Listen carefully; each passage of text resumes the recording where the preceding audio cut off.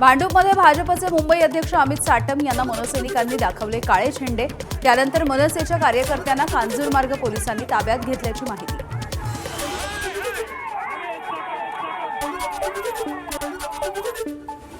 नाशिक जिल्ह्यामध्ये शिवसेनेच्या 7 नगरसेवकांनी समीर भुजबळ यांची भेट घेतली आहे। आमदार किशोर दराडे आणि कुणाल दराडे यांच्या कार्यशैलीवरती नाराज असल्याची नगरसेवकांची माहिती। येवल्यामध्ये किशोर दराडे यांच्या अडचणी वाढण्याची शक्यता।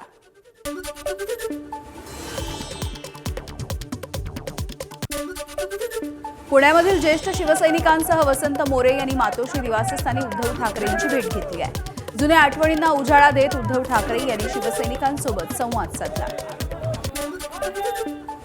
कुर्ल्यातील लौपाडा वृक्ष दुर्घटनेच्या स्थळी महापौर ऋतू तावडे यांनी पाहणी केली आहे। मृत व्यक्तीच्या कुटुंबियांना प्रत्येकी 5 लाख रुपयांची मदत जाहीर।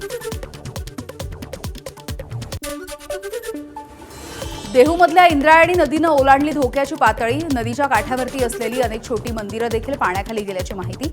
खबरदारी म्हणून नदी काठावरच्या गावांना सतर्कतेचा इशारा।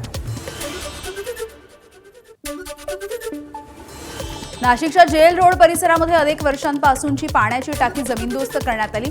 सुरक्षेच्या कारणास्तव पाण्याची टाकी पाडल्याची प्रशासनाची माहिती आहे। टाकी जमीनदोस्त करतानाचा व्हिडिओ देखील व्हायरल झालाय।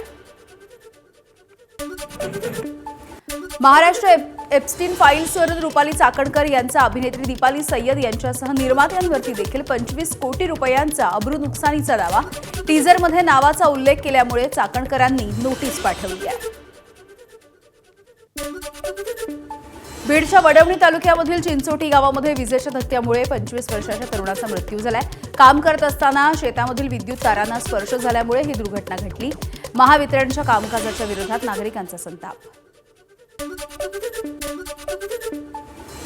यवतमाळच्या आर्णी तालुक्यामध्ये स्मार्ट मीटरचा धक्कादायक असा प्रकार समोर आलाय। बोरगावामध्ये सुरेश आडे यांच्या घरी मीटर सुरू होण्यापूर्वी 1070 रुपयांचं वीज बिल त्यांना आलेलं आहे। कनेक्शन आणि वापर नसताना देखील बिल कसं काय आलं असा सवाल आहे। संत निवृत्तीनाथ महाराज पालखीचं अहिल्यानगरमध्ये भक्तिमय वातावरणात स्वागत करण्यात आलंय। आमदार अमोल खत्ताळ यांनी वारकऱ्यांच्या सोबत फुगडी खेळण्याचा आनंद घेतलाय। पारेगावच्या ग्रामस्थांकडून जेसीबी मधून पुष्पवृष्टी करत पालखीचं स्वागत। केरळचे राज्यपाल राजेंद्र आर्लेकर यांनी पंढरपूरमध्ये विठुरायाचं दर्शन घेतलं। यावेळेला आर्लेकर यांच्या हस्ते मराठी तिथीनुसार असणाऱ्या चैतन्य दिनदर्शिकेचं प्रकाशन करण्यात आलंय।